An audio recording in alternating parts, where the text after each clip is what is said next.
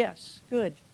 The spiritual truth that I'm working with today is that love is the most powerful tool you have in your spiritual kit bag. And the good news is everybody has it.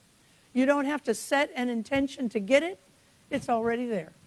You don't have to have one person to express it to. It's welcome in everybody's heart. You don't have to have one individual to accept it from. It's coming from you at all sides.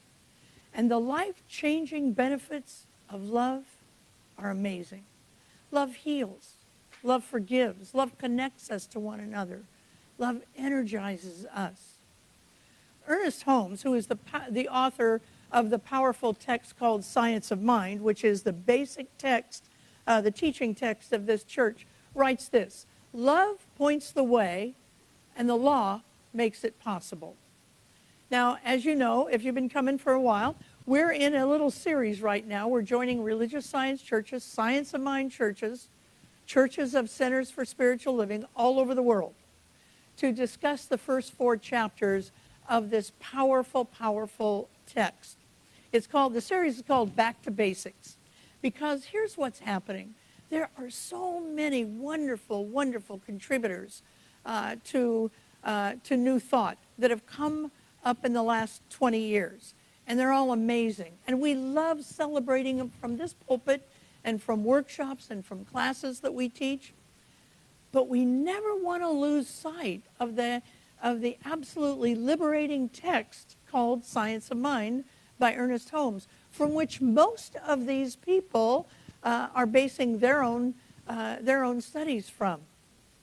The chapter 1 of this book called Science of Mind is called The Thing Itself. The thing itself is simply another word for God. In the nutshell version is that God is not a man or a woman in the sky, but an omnipresent, omnipotent, omniscient energy of creativity and love that you and I can use. Chapter 2 in the book is called The Way It Works. And the nutshell version of the way it works is through us. God can only do for us what God can do through us. So if you're waiting for God to wake up and notice that you're in pain, wake up and notice that you don't have enough money to get through the end of the month, my advice to you is stop waiting, because you're going to be waiting for a very long time. Many of us have already heard the story of the man in the flood. The flood comes, the man goes up on his roof, fire truck comes by with an extended ladder, and the firemen yell up to the guy and say, "Get on the ladder and come down, we'll rescue you." "No, I'm waiting for God to rescue me," he says. The guys go on. Next, a boat comes by because the river has gotten higher. The boat guy says, "Come on, jump, we'll save you."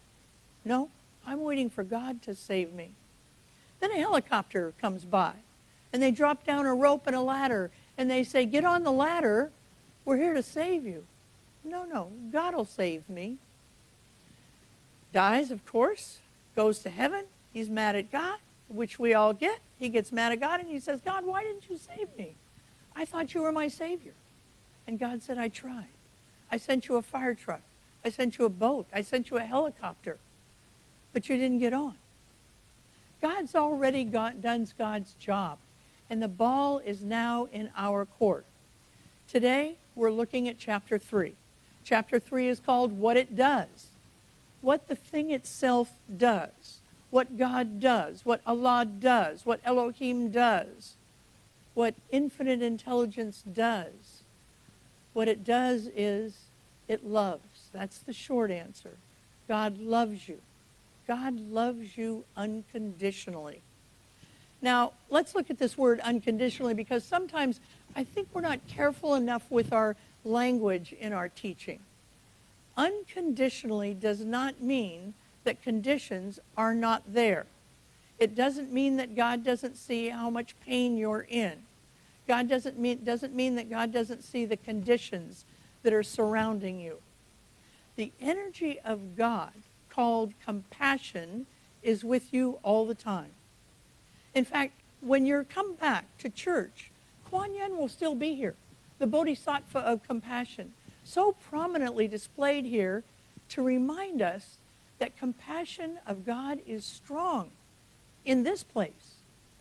But it also should remind us that compassion is strong in every place that we go. See, the ecclesiastical team here does not ignore the pain that you're going through. We're ready to hold you when you cry. Sometimes our hearts are breaking open with you, and we cry with you. But we will never cry from a place of despair. We'll never cry from a place of hopelessness. We know that the condition you found yourself in is simply preparing you for a greater expression of who you are, a bigger expression of who you are. Your conditions are a blessing, and we're not going to ignore them. We're celebrating them. We believe that setbacks are setups for springbacks in this life. The things that are in your life that you don't like are not being done to you, they're being done for you. The job you lost is not a setback, it's a setup. It's not done to you, it's done for you. God has something much bigger in mind, but it can't come into manifestation if you close yourself off. The partner who walked out on you is not a setback, it's a setup. It's not done to you, but it's done for you. Most of us who are listening today have already experienced this a million times over, or at least once in our lives. God has someone much more suitable for you. Not a God in the sky, but an energy, an essence of omnipresence and omniscience. The ecclesiastical staff of this church knows that when you are having a condition that you don't like in your life, you are ready for divine intervention. How do we know this? Because there's not a minister in this church, not Reverend Rick, not Reverend Betsy, not Reverend Brenda, not Reverend Peggy. There is no minister in this church who hasn't lived it. There's no practitioner in this church who hasn't lived it. The best thing in the world that ever happened to me, besides meeting Donna, is that I became an alcoholic. It didn't happen to me. It happened for me. And it happened for you as well. Because I wouldn't be here today if I had not had that experience. In chapter 3, Ernest Holmes writes, we experience good and evil because we perceive a presence of duality rather than unity. And I'm going to read it again. I'm going to say it again because it's important.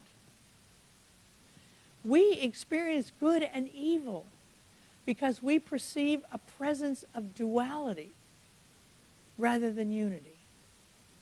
For those of you who are foundation students, for those of you who really want to study Ernest Holmes, get out chapter 3 in your book this week and read that sentence over and over and over again.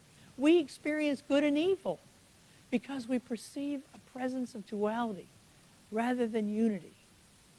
God, divine love, infinite intelligence, has a divine hand in everything that happens to you. But to have your experiences move from good and painful to just plain good or good and happy, we have to be open to love. Often when we speak of love, we're talking about the energy that is exchanged between two individuals. Romantic love, familial love, civic love. It's good love. But it's not the kind of love Ernest Holmes is talking about in the 3rd chapter. The kind of love Ernest Holmes is talking about in this chapter is another word for desire. Your desire points the way, and the law makes it possible. I have a bonus spiritual truth for you this morning, and that is this. God is your source and your supply. So unless you're driving and listening to this, and if you're driving and listening to this, don't do this. But if you're not, if you're home, close your eyes for a moment and see an energy field. Think of a cloud and think of it as a massive energy field. See the energy quivering in that energy field. So vast, you can't see where it begins or where it ends. The energy only leaves the field when it is in service to your good. And when it is in service to your good, it's immediately replenished. It's never without its full measure of creative energy. That's a description of God's love. That field, that quivering energy field, is a description of God's love. The energy in this field can be formed into whatever experience or material item that you can think of.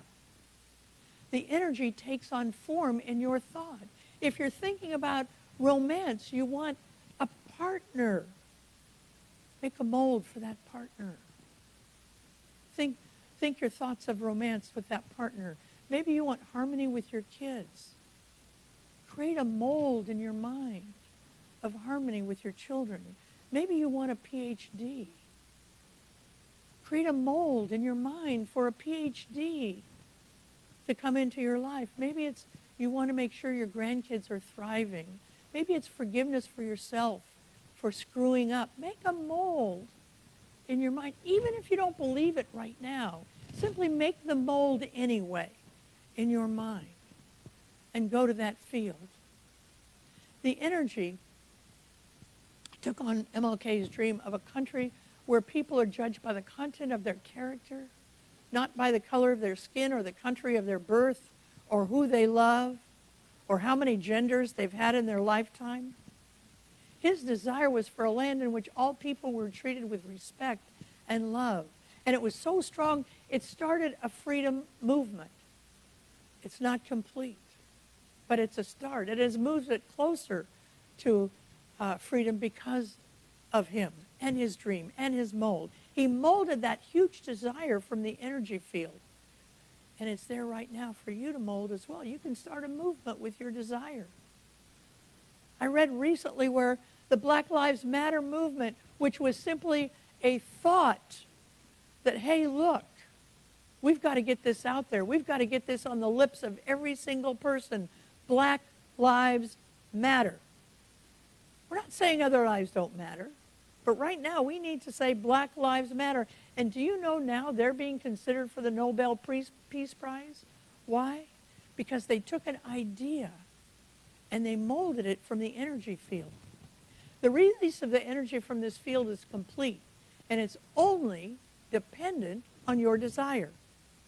There's work you'll need to do once the energy is released, but this chapter, chapter 3, is only there to tell you to express your love, to express your desire. Love points the way, the law makes it possible.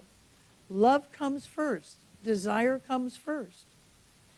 At this church, we don't encourage phrases like, I'm just here to do your bidding, God. Whatever you want me to do, I'll do it. Just tell me what to do. No. In fact, we go so far as to say, every desire you have is a good desire. Well, Reverend Georgia, what about selfish desires that don't benefit anybody else? See, I don't believe that so-called selfish desires are bad. In fact, I believe so-called selfish desires are some of the greatest blessings on this planet. Patrick Mahomes didn't want to become the best quarterback in the world to inspire other people to be the best they could be. He wanted to be the best quarterback in the world to express who he was. We could call that a selfish desire, and yet, how much joy is he bringing to everybody on the, not everybody, but most people, some people on the planet. And there are little boys right now who are working for the reaching for the stars themselves. Sometimes I see people living out their desires, and it motivates me to have desires of my own. You are worthy of abundance and appreciation, and your seeking $1 million may show me how to seek $1,000. Does that mean that all desires, once they're fulfilled, will make you happy? No, I'm here to tell you no. I've had some really screwy desires, and they have not made me happy in the long run. But they will move me, they have moved me along on the spiritual path so that only the desires that are for the harm of none and for the good of all will make you happy. And when I say for the desire, for the good of all and the harm of none, I'm talking about you as well. When I was drinking, I had many crazy ideas. And some of them actually came into manifestation. Most of you who've been with me for a while know that I went out and bought into a restaurant because I thought Georgia O'Quiche was a fabulous name for a restaurant. And in fact, it probably was, but I didn't know how to cook. I didn't have any business skills. Not a good idea. It didn't make me happy in the end. There is no God in the sky that will keep you from your desires. God has no filters. Never has. Never will. See, I've done my share of desiring in my younger years, desiring somebody else's mate. Bad idea, but a desire of the mind. Desires manifest, and they can manifest into nightmares. I've had friends who've tried to get rich using somebody else's money. Desires manifest. They got rich for a minute, and now they have an inmate number instead of a checking account number. All of us need to be alert to our desires because spiritual principles work with scientific accuracy. The energy field is real, and the power is available to you all the time. Think your desires all the way through. And if you're like me, if you have a tendency to overdo, if one is good, 20 or better, check it out with a sponsor. Check it out with a posse. I'm so grateful the church here has a wonderful board of trustees. And I can have all the harebrained ideas that I want. And I bring them to the board. And they're happy to say, oh, Pete, back up. Not a good idea yet. That's a beautiful thing. Think all your desires all the way through because God's going to come through for you. Spend a little time each day in the stillness, reminding yourself of what you want to experience for that day. And that will pull it from the energy field and bring experiences to match it. I desire harmony at work. Now, leave off any thoughts about unharmonious people. The phrase is not, I want harmony at work, so please let Dwayne be sick today. You had God at harmony. I desire to eat nutritious foods that keep me healthy and trim today. Leave off worries about the cake that might come into the office for Sally's birthday. The thing itself has no filters and is assuming you want Sally to have a huge birthday cake with enough leftovers all week for the break room. I desire money to come my way effortlessly. That's all you need to say. Remember, today's chapter is called What It Does, and the answer is love. God's job is to love, to fulfill your desires, so leave off anything except that which you want. I want to close today rereading today's sacred reading because it sort of really says in a moment what I've been saying for the last 20 minutes. And I want to say something else. Reverend Divine is starting a class that will really delve into this book called Science of Mind. It's called Foundations. It's our basic spiritual principles class. I want you to sign up. If you haven't taken Foundations, or if you haven't taken Foundations in a while, sign up for that class. Go to our website and sign up. It's a powerful way to learn how God works. It's a powerful way to really deeply understand this third chapter, what it does. It loves. So let me just finish up by reading this. The mind must conceive before the creative energy can produce. We must supply the avenue through which it can work. It is ready and willing. It is its nature to spring into being through our thought and our action. In an iron foundry, the pig iron is thrown into a greater furnace and melted. That which was solid becomes liquid and is then poured into molds, which are fashioned in different shapes.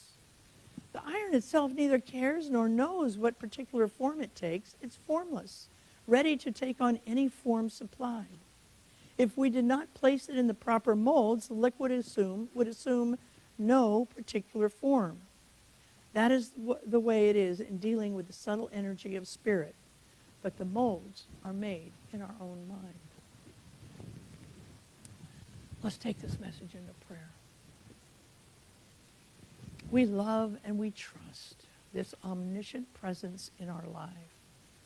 We're open to it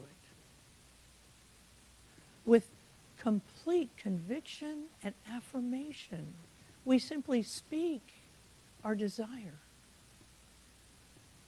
For the universe has simply one word, and that word is yes.